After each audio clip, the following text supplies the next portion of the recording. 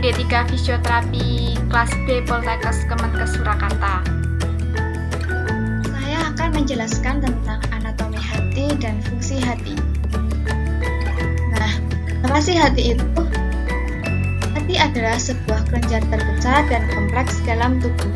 Hati berada pada rongga perut kanan di bawah diafragma. Beratnya pada pria dewasa antara 1,4 sampai 1,6 kg atau 1/36 berat badan. Pada wanita dewasa antara 1,2 sampai 1,4 kg. Ukuran normal pada dewasa panjang kanan sampai kiri 15 cm. Warna permukaan hati yaitu coklat kemerahan dan konsistensi hati padat kenyal. Selanjutnya adalah lobus. Tisu ralang itudinal memisahkan belahan kanan dan kiri di bagian atas hati. Selanjutnya hati dibagi atas 4 belahan, yaitu ada lobus kanan, lobus kiri, lobus caudatus, dan lobus caudatus. Yang pertama yaitu ada lobus kanan, adalah bagian terbesar di hati yang ukurannya 5-6 kali lebih besar daripada lobus kiri. Yang kedua yaitu ada lobus kiri, adalah bagian hati yang punya bentuk lebih runcing dan kecil ketimbang lobus kanan. Jadi lobus kanan itu yang lebih besar dan lobus kiri itu kecil. Lobus kiri dan kanan dipisahkan oleh ligamen falciform. Lobus caudatus berukuran lebih kecil dibanding dua lobus sebelumnya. Nah, lobus ini itu lebih kecil dari lobus kanan dan lobus kiri.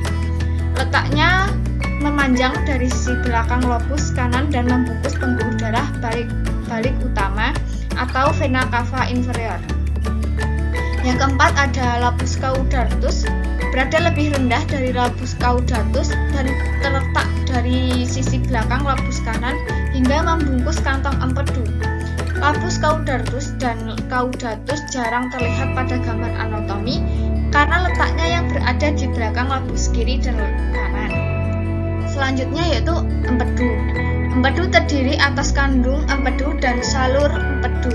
Kandung empedu seperti buah pir. Empedu terdiri atas otot polos, kapasitas empedu yaitu 30-50 ml. Saluran empedu terdiri atas canaliculus, ductus hepaticus, ductus cysticus, dan ductus choledocus atau ductus biliaris. Kemudian saluran empedu bertemu dengan saluran hepatik kanan dan kiri yang membawa empedu dari lobus bagian kiri dan kanan hati. Dua saluran hepatik tersebut bergabung sehingga membentuk saluran untuk mengalirkan semua empedu dari hati. Sehingga empedu yang dihasilkan disimpan hingga digunakan untuk proses pencernaan. Jadi empedu ini membantu proses pencernaan. Selanjutnya yaitu fungsi hati. Fungsi hati yang pertama yaitu sebagai metabolisme karbohidrat. Hati berperan dalam mempertahankan kadar glukosa plasma setelah makan, saat glukosa darah meningkat dan saat glukosa darah menurun. Yang kedua, sebagai metabolisme lemak. Cadangan lemak dapat diubah menjadi suatu bentuk energi yang dapat digunakan jaringan. Yang ketiga yaitu sebagai metabolisme protein. Deaminasi asam amino, transaminasi, dan sintesis protein plasma, dan sebagian besar faktor pembekuan darah dari asam amino tersebut. Yang keempat yaitu sebagai pemecah eritrosit dan pertahanan tubuh terhadap mikroba.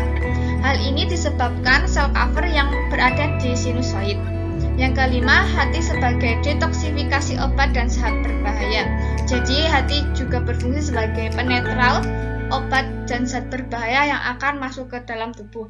Yang keenam yaitu inaktifikasi hormon meliputi hormon insulin, glikagon, kortisol, aldosteron, hormon seks, dan hormon tiroid. Yang ketujuh, produksi panas. Jadi hati juga sebagai produksi panas. Yang kedelapan yaitu sekresi empedu hepatosit menestesis, empedu dari darah dan arteri yang bercampur di sinusoid. Yang kesembilan yaitu hati sebagai cadangan. Mungkin cukup sekian yang bisa saya sampaikan. Sekian dan terima kasih. Wassalamualaikum warahmatullahi wabarakatuh.